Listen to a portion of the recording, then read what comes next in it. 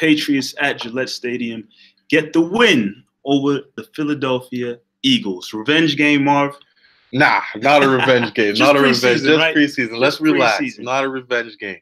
But a win is a win. A win is a win. Can't complain about that. Again, Patriots get the win over the Eagles 37-20. For the first time in this preseason, Tom Brady took the field for the New England Patriots. Yes, and this guy, I tell you, 41 must be the new 31. He looks like he hasn't missed a beat. Came onto the field, 19 of 26, 172 yards, 2 touchdowns. Marv, even in that first drive, the guy was 5 for 5, clicking on all cylinders, moving through the pocket, making some zingers of passes. Found Hogan a couple times. He was finding James White. Brady looked like he was right in his element. Like he found the guys he was comfortable with, right? James White early in the game went to him like maybe the first 3 times. James White down the field. Then he found Hogan for the touchdown, which was a beautiful touchdown. Moving inside the pocket, taking that step in and zings it into Hogan. He missed James White in the flat, but found Hogan later on after, still wiggling around the pocket. At 41 years old, Brady looked great, Mike.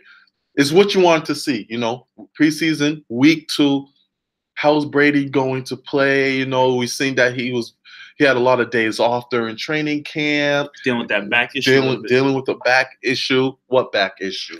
His guy was perfect out there. Looked really good. My only thing about the Brady drives was we didn't see him connect with more of the newer guys. We saw him with Hogan. We saw him connect with Edelman. We saw him with James White. I would have loved to see more Dorsett. Would have loved to see more maybe Hollister in there a little bit more. Guys that we haven't really seen too much of Brady Dorsett or Brady Holston. We still don't know what Kenny Britt's going to be out there. I know there's a guy that you keep. You missing the name. I know I'm looking at you, but you missing the name. I know you're looking at me. I'm not going to say that name. We'll get it to him. But there's guys there that Brady, I would love to see, in week 3, where that's more of the preseason game. That's the game you really like to see where your team is at. To Brady connect more with the wide receivers, because they mentioned it earlier in the broadcast as well. There's no downfield action, Mike, yet on this team. You saw a lot of quick passes, James White, quick passes to Hogan, but now that you lose Cooks, that downfield action is missing. Then that's a key part of your offense that you need to really move down the chains. What happens when you get a 3rd and long and you're put in those situations? Who do you go to? Obviously, Gronk didn't play this game.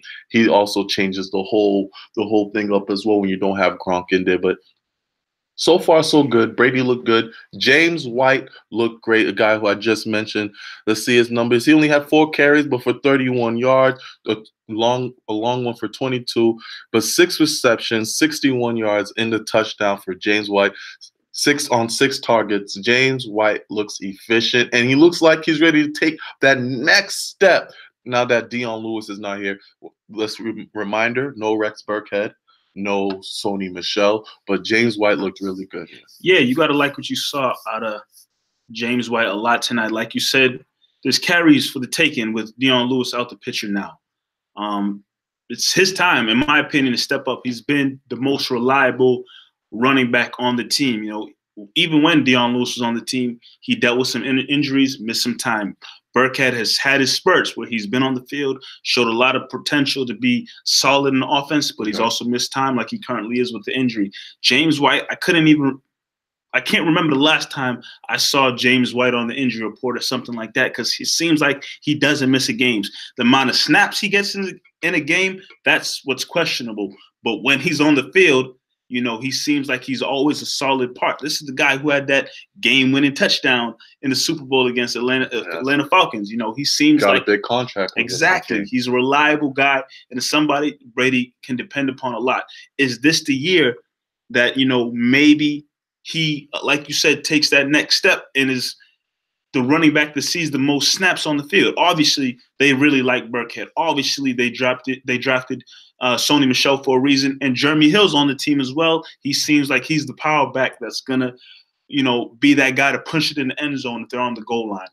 Which also means, unfortunately, it might be the end of Mike Gillislee. I think his time in New England is running out. It's done. It's going to be over for him really soon. He's not going to be on this roster moving forward. It's really between Gillislee and Jeremy Hill. I think so far, Jeremy Hill is winning the battle. If you look at the battle tonight, round 2 in this week 2 preseason game, Jeremy Hill, 6 carries, 31 yards, while Gillislee, 9 carries, only 22 yards. So, somebody has to go. Somebody's going to take that L. Somebody's going to be looking for a new team, and I unfortunately think that's going to be Mike Gillislee. So let's talk about what you mentioned here. So we had this conversation off air.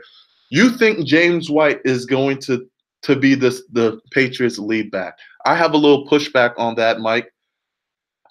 When you have Burkhead, you have Sony Michel, who you spent a first-round draft. Like, it's not just a running back you picked up. This is a first-round draft pick who has skills. This is, Sony Michel, unfortunately, he's hurt, but this is a guy who can really ball. He can run. He can catch off the backfield as well.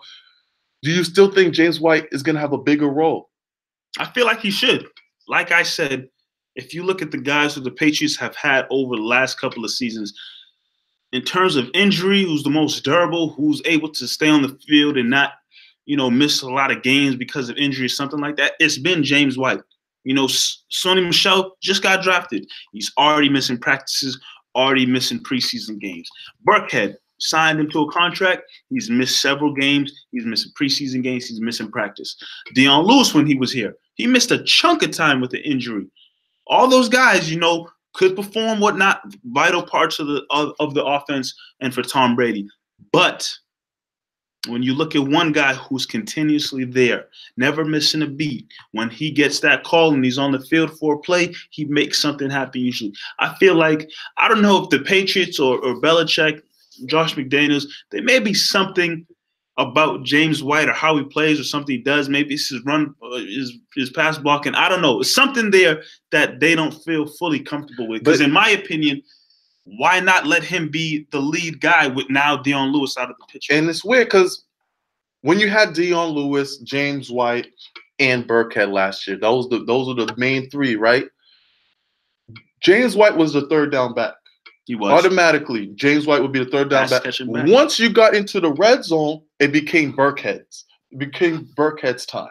Once you got into the red, Dion Lewis and James White, they bring it down the chains. And then once you got to the red zone, it was Burkhead all of a sudden who got the touchdown, who get the passes and things like that. I don't know if that was scheme play or what it was, but it seemed like they trust Burkhead more in the passing game. There was time when you saw Burkhead go out into the slot as well. Obviously Edelman was hurt, and we know that Burkhead can catch off the field. So there was a lot of different ways they can use all of these guys. And how are you going to use Sony Michel when he comes back? Because I don't think he's going to play this preseason. I think they save him until the season starts. So it's a good problem for the Patriots to have. This is a good problem to have. Can't be mad about that. And Jeremy Hill, like you mentioned earlier, looks really good as that may be the first, second down back as well. We have a lot of comments here, guys. Yeah, I like that. A lot. Shout out to Brandon Marshall, a big fan from Indy. I don't like the Colts, so anytime I hear a fan from Indy, what is up, guys? Glad that you guys are tuning in. Mike, a lot of people are agreeing with you. Saying that White should have had a bigger role last year as well. We got Clifton. Good to see you back as well, man. Long-time follower from last year as well. Talk to us. Let us know what your take is on this game. We'll try to get as many comments as we can, as good as possible. Mike, Patriots, Eagles rematch. Didn't have that whole zest to it just because it was a preseason, Lane Johnson, he's a guy who's come out lately and just been running his mouth, saying how he'd rather have his 1 championship ring than the 5 because he's having so much fun with the Eagles and stuff. He's a damn fool. He's a fool. He's a fool. But I just want a quick take, and I want to hear from you guys as well. I think the Eagles are going to struggle this year.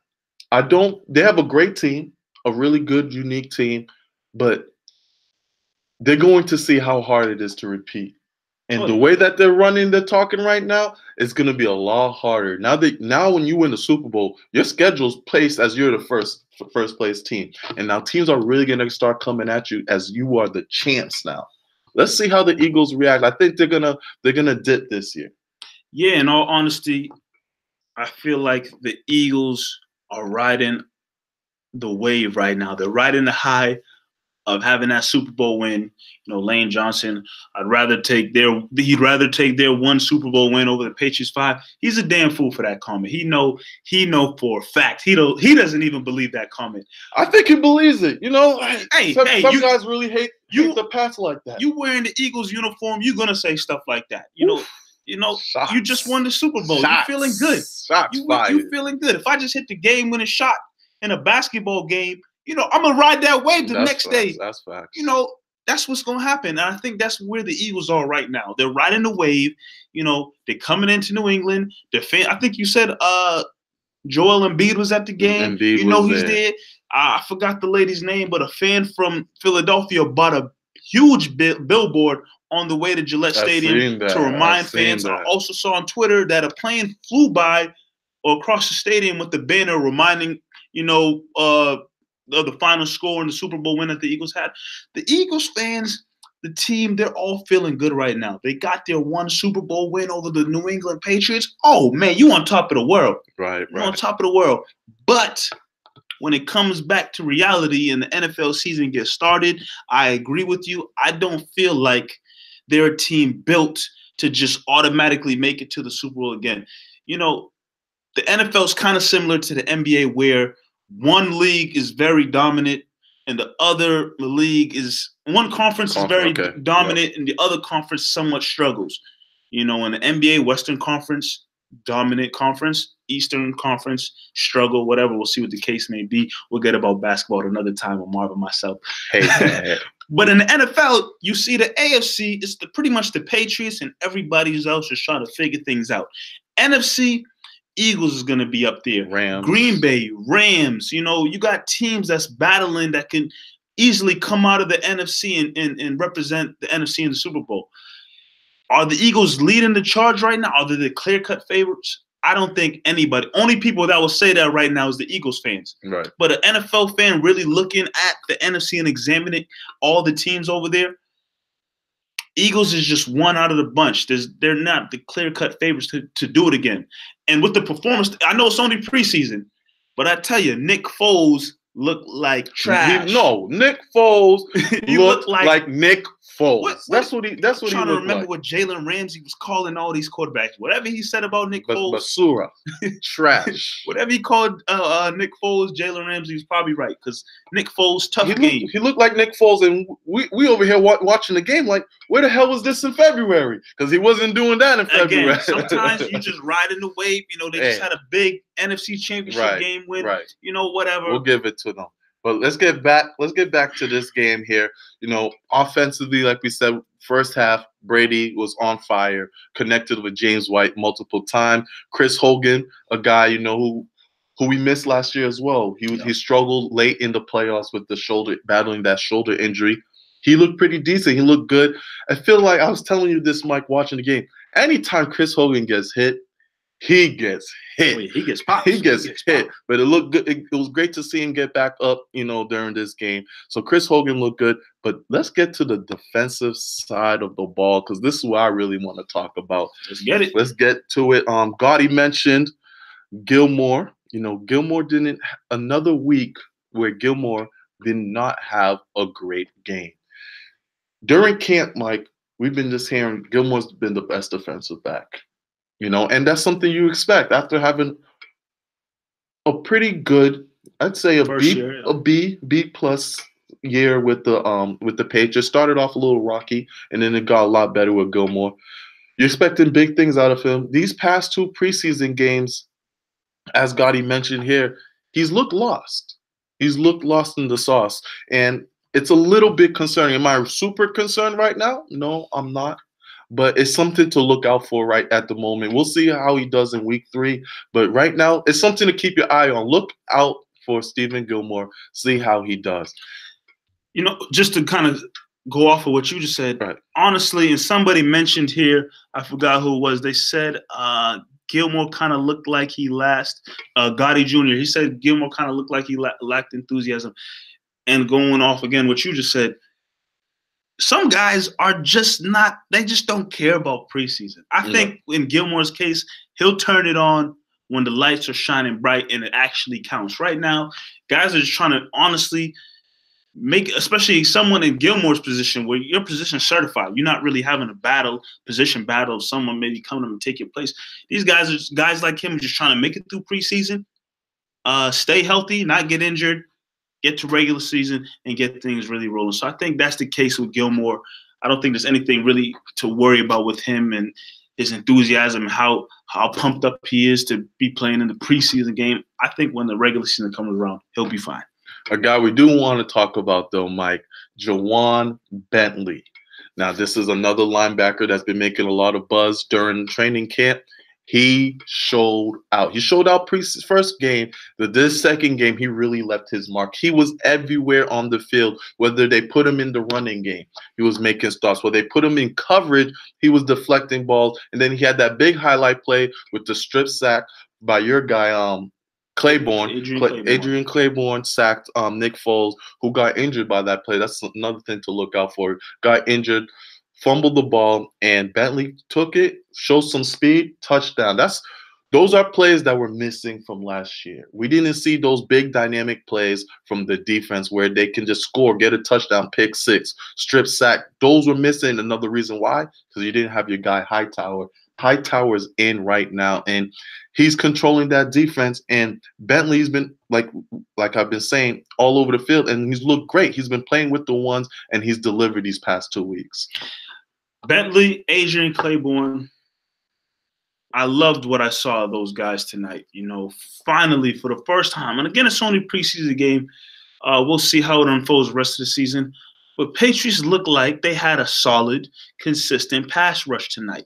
And Adrian Claiborne and Bentley, Ja'Whaun Bentley, they seemed like they were leading the charge. They were making it tough. Even times where they didn't necessarily get to Nick Foles, the fact that they had all the moves and spinning and just putting that type of pressure on. Even if you can make a quarterback just think in the pocket that he could feel the pressure, not get all the time to just stand there and dance and look around and dissect the secondary. If you could just have him feel the pressure just closing in on him, that's enough to throw a quarterback like Nick Foles off his game just a little bit, as you could see his stats when he was in the game. So you have Claiborne out there. You have Bentley out there. Put that with Derek Rivers looked really good. I want to talk about him. Derek Rivers looked Dietrich good. Weiss, Yep. Dante Hightower. If you could get all locked in and being solid in the pass rush and sometimes in coverage, we saw how week one Van Noy, another guy who was solid out there, he was kind of shaky in coverage. But if you can get the right combination of guys who can be solid in the pass rush, but then drop back in coverage when need be, Patriots got something that's really clicking this year. And Matt Patricia's out the picture. Here we go. I ain't gonna get into it too much. All I'm saying is, let's wait. It's a new sheriff in town with Flores doing his thing. He's not the official defensive coordinator yet, but there's there's a new sheriff in town that's kind of controlling the defensive side of things. And if tonight was an example of things to come, I think we should all be excited. What I did like from Flores, if we want to bring him up, you can see a lot more blitz packaging, a lot more disguises. Like we saw week one, Van Noy looked horrible, right? They put him in that Nikovich role where we saw he's just too slow. Yep. Those outside running backs get past him, and it looked bad. This week, he used Van Noy a little differently. He disguised him inside linebacker. He'll either rush in or he'd back out, and he had a great game. Like stopped the run behind tackles. Let me pull up his numbers quickly. He had 3 tackles, 1 sack. He looked good. Van Noy looked really good, a lot better than he looked last year. Flores is really moving guys. Another guy I want to talk about, Derek Rivers. First week, put him out there. That's his first game action. Mm-hmm. He looked a little lost out there. Didn't know what was going on. This week, he showed a lot of rip. He was attacking the quarterback. He was another reason why Foles was flustered. Even though he didn't get the big numbers, you could see he changed the game. He's attacking them. And I see some of the comments, a lot of you guys are talking about how, the secondary was struggling this game.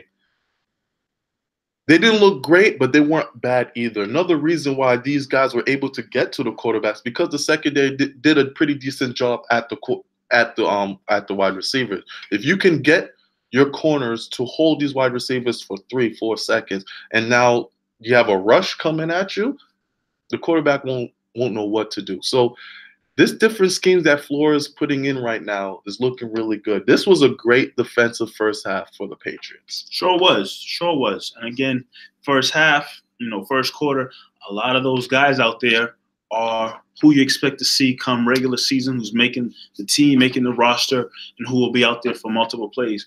In these preseason games, you can't really read too much into what you're seeing in the second half, in the fourth quarter, because some of those guys, are practice squad guys who are not going to make the team. So, yeah, it looks bad, but you can't read into that too much. Everything you saw in the first half, though, beautiful, beautiful. If you see the Patriots play football defensively like that during the regular season, you'll see a lot of good games where it's not just Tom Brady has to go out there and throw, 3-4 touchdown passes and hope that they can win. If the defense can come out there and play a solid games, I'm sick of this and I'm done with this bend not break mentality. Excuse me, bend not break mentality. But Mike, that's been the Patriots' philosophy.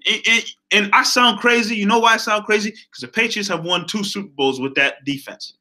But by golly, if you can have a defense that's not bend not break but just shut down, why not? Why not? Why not? Why not? Do I want bend not break where, hey, you score some points, let's hope that we can hold you, or do we have you ain't scoring nothing on us? I think most people would take that. That's just me. Injuries happen, though. Yeah. Injuries happen. You don't have – most of the time you don't have your studs out there.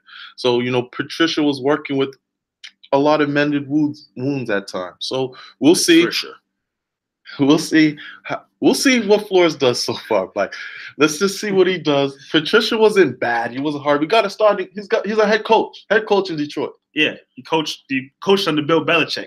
He could be the manager at Stop and Shop too, working with Bill Belichick. Like, you get any job working with Bill Belichick. Patricia, yeah, cool. Adios. I was the one to drive him to Logan Airport. I Ubered him to Logan so he could catch the flight. Before I talk about some of the players I did not like, one more guy I want to mention is Patrick Chung. Patrick Chung, man, he's solid. He's just such a solid player. Hits hard. He's there especially in the run. We've seen him now blitz a couple of times. When he's in the run, he really attacks. And I'm excited to see what he is. He's one of those guys that's really sturdy on the defense. But man, there's some guys we gotta talk about. I believe it's Celtic Bird who brought him up. Let me see here. Yes. Yeah, I see that. Go ahead, Marv. I know you want to go off. Do you think? What was that word Jalen Ramsey used? Garbage. Trash. I feel bad for some guys, man. I do feel bad for some guys when the camera's just in your face and there's nothing you can do and you just keep making mistakes over mistakes. 2 guys I want to highlight. First, Keon Crossen. Keon. You get a chance to start, you're playing with the first team. You had opportunity. You got your opportunity. You got 9 tackles. I know you want to bring that up. You got 9 tackles. But god damn. He just looked horrible out there, Mike. Letting up touchdowns. If he wasn't letting up a touchdown, the penalties were just egregious. Not looking for the ball, swiping at defenders, not knowing the ball's going to be there, letting up touchdowns, looking lost in the sauce. Keon Crossen, how the hell did you make the team? He's only 22. He's 22 years of age. That's like rookie first year. Like, he's trying to do a little too much. It didn't look good. And I felt bad because the camera was on his face the whole time. Oh, yeah. The camera was just watching him, and it play after play. And then, Mike, at the end of the half, you have a chance. You have him playing well, and he has a chance to really seal something with the interception. Be like, all right, I made up for it. He drops the interception. Nervousness, hands probably sweaty a little bit. Just nervous. It just wasn't. It wasn't a strong half for Keon Cross, and I'm just making jokes, obviously, but I do wish him the best. Hopefully, he bounces back. But that was not a good solid performance from him. And another guy, Jason McCourty. This guy, Jason McCourty, he came to the Patriots, and you're like, all right, he's gonna team up with his brother. They're gonna do some great things. Obviously, I think if you look at their two careers, Devin McCourty has had the better career. I mean, he's playing for the Patriots. So you're thinking, twin brothers, same kind of makeup for the most part, same kind of physical build, come in and be solid. Maybe playing cornerback just isn't in the McCourty. Playing cornerback just. I'm so sorry. You want to play safety? You want a McCourty safety group? Playing quarterback just doesn't fall in the McCourty bloodline. We saw how it worked out for Dev. First year, McCourty was hot rookie year. His rookie year, you got a lot of spring in his step. You know what I'm saying? First year, Devin McCourty was solid. The second year, it was just like, okay, this ain't ever happening again. They switched him to safety. Everything's been smooth sailing ever since. And then I think about it, Mike. All the time the Patriots faced Jason McCourty, they pooped on him. It was when he was in Tennessee, it was a massacre. When he was in Cleveland, I'm so sorry. And then he comes here, and then you try to forget about those games, because he has the McCourty name, and woo. I mean, the touchdown he left off. That was bad. I don't care about schemes. I don't care about none of that. You just gotta play your man one-on-one, and he got beat. Lost in the sauce. He got beat, and so. A couple weeks ago when we were just hanging out talking football, one of our friends was like, "You guys think Jason McCourty is going to make the team?" And we looked at him like, "Well, of course he's going to make the team." He had limited action. He hasn't been playing much. He didn't play first game at all. He didn't play first game. And then tonight he only played maybe a couple series, and the series he played led up a touchdown. So he's another player that's on the bubble right now, and. A guy we haven't brought up as cornerback, your guy, Cyrus Jones is still there.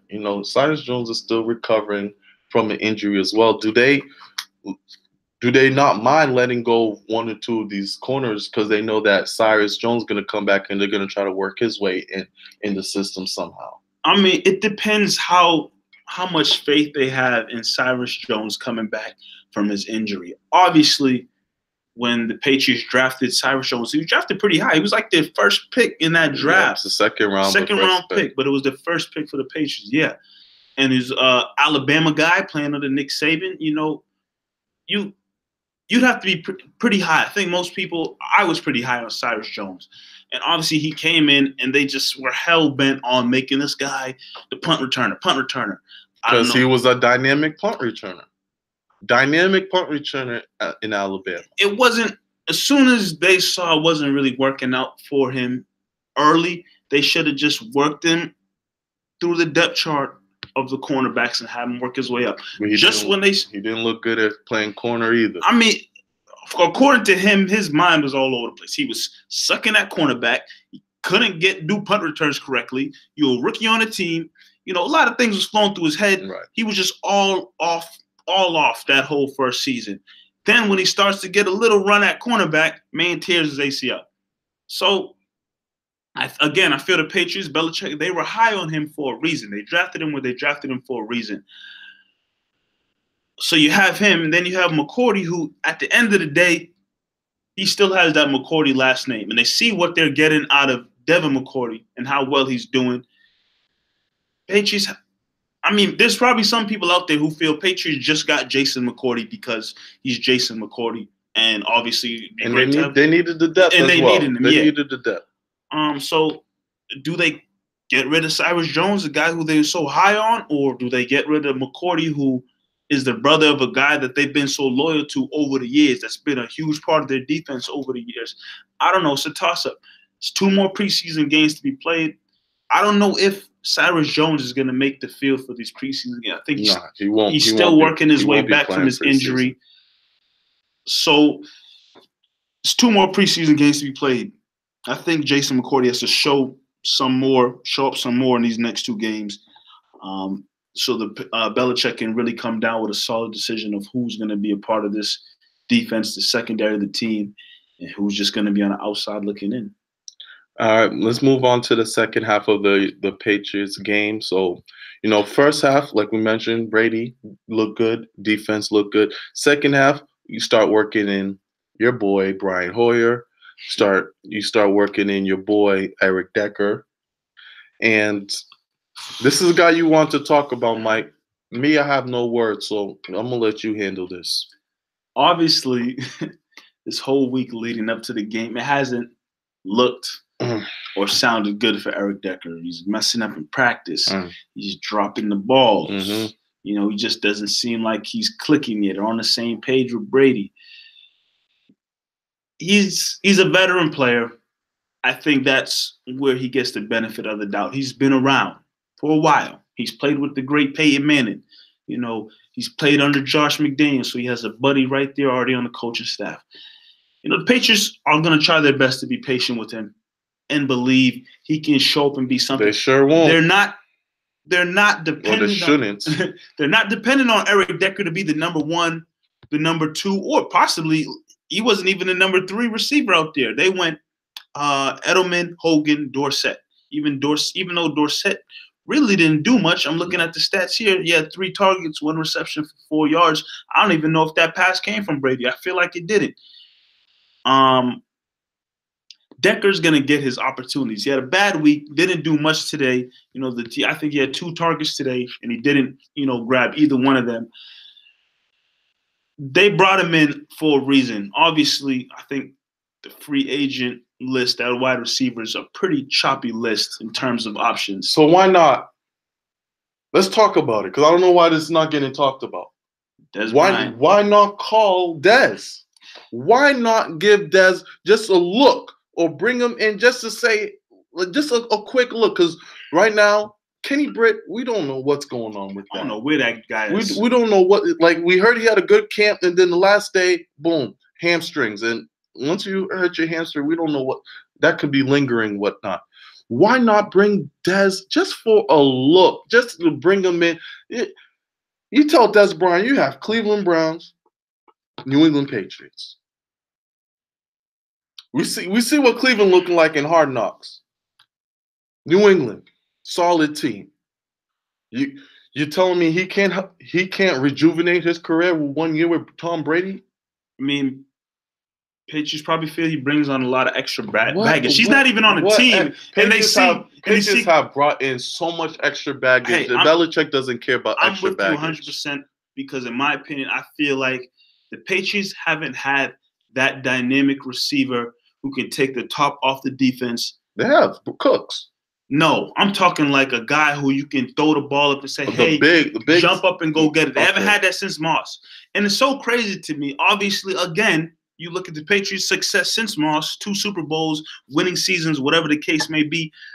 But still, you look at the success that Brady and that offense had with a guy with the height and the skill set like a Randy Moss. Dez Bryant's no Randy Moss. He's not comparing. He's not comparing Randy Moss Bryant to Dez. Is no Randy Moss, believe me. But this guy's a 6'4", 6'5", whatever how tall he is. He'd be the tallest receiver on the team, I'm pretty sure, next to, I think, Britt. That's not that tall, but yeah. How tall is like Dez? 6 feet, 6'1". He's 6'1"? Yeah, he's not he's not a giant like that. But still, probably has the best leaping ability on the team. This is, I mean, he doesn't separate like he used to, but when it comes to jump ball, that's Dez. And Brady's accurate as hell. He's gonna get it. He's gonna get it to you. So I'm with you 100%.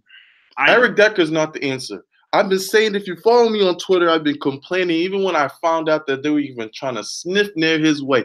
Eric Decker sucks. He sucks. He can't catch a damn thing, and now it's showing in practice that he can't catch. I mean, he's just not good. He's just not a good receiver, and I don't want to see him there. And another thing that's good, speaking of sucking, Brian Hoyer. I mean, I know he's not going to be our starting quarterback, but my gosh, Mike, knock on wood, if anything happens to Thomas Brady, Brian Hoyer is your backup quarterback, and it's not pretty. It's not pretty from the past 2 games that we're seeing here. And that's another thing that's going to bother me all year, that you didn't go get a young stud. Because I tell you right now, Etling's not the answer. So don't even talk to me about no Etling. I like Etling. You like him as a person, his personality? Got Christmas cards for him or something? I think Etling could be solid. Solid where? Obviously, that could be solid where? On the New England Patriots. It's just unfortunate. But I hear you with Hoyer. You know, maybe, obviously, Patriots got to look at every option, everything that could happen. If, you know, again, knock on wood, Brady went down, you have to believe Hoyer, you won't put up Brady numbers, but by God, he's throwing to Julian Edelman and Rob Gronkowski. Like, he got options out there. You put the ball in these hands and let them make the plays. Yeah. Obviously, he's not going to do what Tom Brady does. But if you got big-time playmakers and, you know, Patriots are lacking, you know, after Edelman and Gronk, maybe Hogan, like, you don't really know who you could depend on. But we got a question from Sammy. Dez was too slow for Prescott. Can he run routes for Brady? The thing with Dez, if he would come here, 1, he wouldn't be the number 1 option. Sure wouldn't. 2, you have Gronkowski that would help out tremendously for Dez. This is not no Jason Witten. This is Rob Gronkowski. He would open things up crazy for Dez Bryant. And then you have all of those passing running backs. You have James White, Burkhead. That Dez would have such a field day with the offense, with running routes on this team. It'd be so different. All right. Four, which you didn't mention, you're not catching passes from Dak Prescott. Nah. He's catching I passes. like Dak, but nah. You'd be catching passes from Tom Brady. So that's a huge difference. Yes, Clifton, yes. What do you have to say? This is something that's been going through my mind all week. Clifton says, bring Teddy Bridgewater if he gets cut from the Jets. Hoyer is garbage. Listen, even if Jets don't cut him, now's the time to start, you know, poking your head inside the Jets camp, seeing what's going on. Maybe, you know, they like Darnold. They already have what's their quarterback from last year? What's his name? I'm blanking right now. Oh, I'm very bad at Jets quarterbacks because they're just so bad. Oh, it ain't Geno Smith, I'll tell you that. While you look that up, I'm gonna tell you this: are Patriots gonna go? Josh McCown. Okay, let me just finish. What a bum. That's why I don't know. Josh McCown had a decent year last year. Yeah, you have Josh McCown, you have Sam Darnold, who you like, who might even start for you. So Teddy Bridgewater, 26 years old. 26. We've seen what he can do in the offense. He can run the offense. Why not bring him in? That buys you time. He could possibly be your future, but if not, he's a solid placeholder for you to still go out there and look, because this is a good quarterback. Patriots should do whatever they can to try to look at Teddy Bridgewater. I love that point. Bridgewater, he's not someone who's going to throw for 300+ yards a game. He's not that dynamic quarterback, but he's a game manager. He's someone that won't lose you the game. And I think he'd be a great fit for the Patriots system. I love it. And especially with the fact that he's coming off a huge knee injury. Right. Come to the Patriots, all he should be is a pocket passer. He's not going to have to worry about trying to scramble and do crazy things in this offense. He's just literally pocket passing, nothing else. Right. You know, you had a point you wanted to bring up. I don't feel that. I mean, it's a good point. You know, Teddy Bridgewater, obviously, yes. Do the Patriots feel the need to right now go out and look for them? I just don't think that's in their cards of things to do right now. They have to, Mike. They have to. I really think they're solid right now on Brady. How can you be solid on Brady? Brady, God forbid, he gets knocked out. It's very unfortunate. Your season is over. Your season is done. It's very I'm with you. It's very unfortunate. But if the Patriots were going to bring in a quarterback that should be, you know, possibly taking reps away from Brian Hoyer as the second string quarterback. Reps away from Brian? Who gives a damn if you're taking reps away from Brian Hoyer? I'm saying, if the Patriots were going to bring another quarterback to be in the offense, learn the offense, they would have done that a while ago. Yeah, you could bring a quarterback in anytime, I guess, sure. But I feel like the Patriots are the type of team that if you're going to come to the organization, they want you to to grasp the offense. Not necessarily. That's just my opinion. They make trades all the time mid season and get rid of stuff. It's one thing to make a trade for an offensive lineman or something. Yeah, but this is don't forget you're bringing in a backup quarterback who still would need to be ready for all the reasons you just said. But still, it's a backup quarterback. So the urgency is not as crazy as you're making it seem because you're bringing in a backup quarterback now. Which is why they don't really care that Hoyer's there. But they should care that Hoyer's there. They clearly don't. Hoyer sucks. I'm with you 100%. Hoyer is not the answer at Brady's age. Let's not talk about how good he still is. At Brady's age, you should have somebody there to be ready and waiting in the wings. Green Bay had it with Aaron Rodgers. Right. They had somebody ready to go with Brett Favre aging up. He still was somewhat decent. He wasn't Tom Brady at 38, 39, 40 years old, but he was still somewhat getting the job done. Aaron Rodgers was there. I mean, you had that last year. That's a whole other conversation. You had that last year, but we could go on for a long time. All I'm going to say is this. At Brady's age, I think they should have a solid young guy waiting in the wings. Brian Hoyer is not the answer. But honestly, we could go on and on with this. I like it. I like the Teddy Bridgewater thing. I hope, I'll be looking into Jets articles these next couple weeks and see what they're saying about Bridgewater because Patriots should really start to look at that. With all that being said, we can go on and on again with Patriots talk, what they shouldn't do, preseason, regular season. We can go on and on, but it's a lot more football left to be played. Oh, yeah. It's only week 2 of the preseason. Again, more football coming up. But with the time on my watch, it's looking like it's the stars and sorries of the game. Marv has some people in mind. Make sure you guys, write down. I know some of y'all did already, but write down your stars or the sorries of the game. Preseason, we're only going to do one from each side, unless you have any more. But stars and sorries. Who looked good out there for you guys? Who was balling? Who looked bad? Who was trash? Who was just a big fat old sorry? Let's start it up. Let's start it up with stars. And for the stars of the game, honestly, it's tough for me to just narrow it down to one. I have 3, and I'm going to go through these 3 very quickly. Okay. No particular order. Yep. 1, James White started the game solid. Him and Brady looked real good in that first quarter. Another guy, Adrian Claiborne. Solid pass rushing taking place. And that guy that was right there next to Adrian Claiborne doing his thing, Jawan Bentley.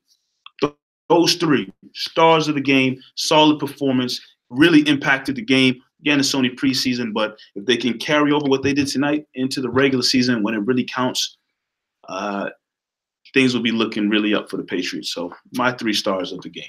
Star of the game, Gronkowski. He looked real healthy out there. Yeah, it looked like he was holding up that bench really well. Gronkowski, as long as he's looking good, I'm happy for it. But in all seriousness, I have to take one of yours, Bentley, if I had to pick one. I really loved what I saw out there. Just because of the versatility, to see him in the pass coverage of linebacker breaking up passes, that was awesome to see. And then obviously we see him, involved in the sack and the touchdown. You have to reward him with the star of the game. So Jawan Bentley, you are the CLNS star of the game. But Mike, when this is the good, this is the bad. And when you're bad, on this show we tell you sorry. I'm seeing the sorries already flow through the comments. Y'all got some hot sorries. Shout out to Clifton. He said Jason McCourty and that suspect secondary, which was led by Jason McCourty, playing bad football. I'll definitely give him agree with a sorry. I'll agree with you, Clifton, on that. My sorry of the game, though, is a guy that I was talking about. You were talking about, will he be on the team? Will he not be on the team? Who knows? But it didn't look good all week in practice, and it didn't look good today. Eric Decker, just got to get it together, man. You're a veteran, especially on this team with these other wide receivers. After Edelman and probably Hogan, You're probably the next, longest tenured veteran on the team. You gotta get it together, man. But for tonight, I'm giving you a big fat sorry. Get it together, Decker. Sorry for me. Gotta go to Keon Crossing. Keon. Ain't no Dion. I tell you that, man. He was hella sorry tonight. Just he looked really bad, Mike. I don't know what else we can really say. Those penalties, it was just egregious. They were bad. They were bad penalties. Once the ball flew his way, the refs just already knew when to throw the yellow flag. You couldn't really even say nothing about it at all. Someone said something funny. Sammy mentioned maybe Belichick makes Edelman the quarterback if Brady goes down. Hey man, Edelman out for 4 games, so let's slow down. Let's slow down there. But that was really funny. Guys, thank you for these comments. We're gonna be doing this all season long. We got some new guys watching. This if you're not able to watch the game, come to us right after. We'll give you guys the breakdown. This is just preseason for us too, so we just warming up. We got the jokes, we got the facts, everything. But we will not be here next week. That's the one thing we won't be. Next week against the Panthers. Don't come on here. We won't be here. But we'll be back for the Giants. The last game, of course, the damn Giants on August 30th before the season begins. Again, like Marv said, shout out to everybody commenting, watching, letting us know how they feel. All season long, right here, locked in. Patriots Postgame Show with Marv. I'm Mike. We will see you guys real soon on the CLNS Media Network. Have a good night. Much love, guys. Thank you.